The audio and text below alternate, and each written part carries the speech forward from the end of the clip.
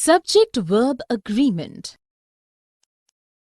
Children, we will practice English conversation today.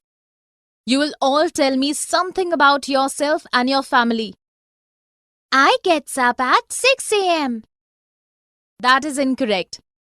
We will use singular form of get verb with I. So the correct sentence is, I get up at 6 a.m. My parents wake up at 5 a.m. You are right.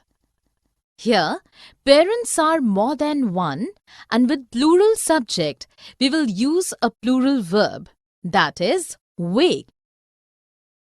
Definition.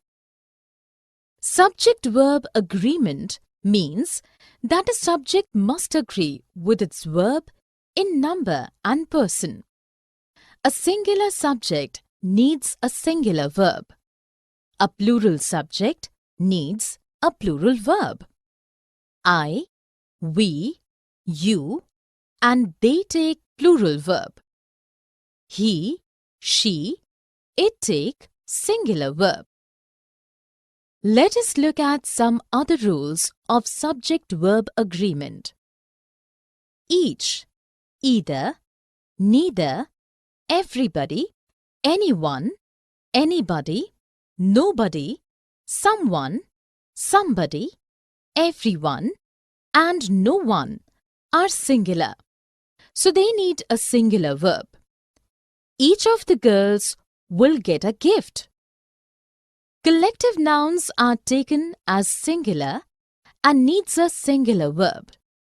The team is working hard to win the match.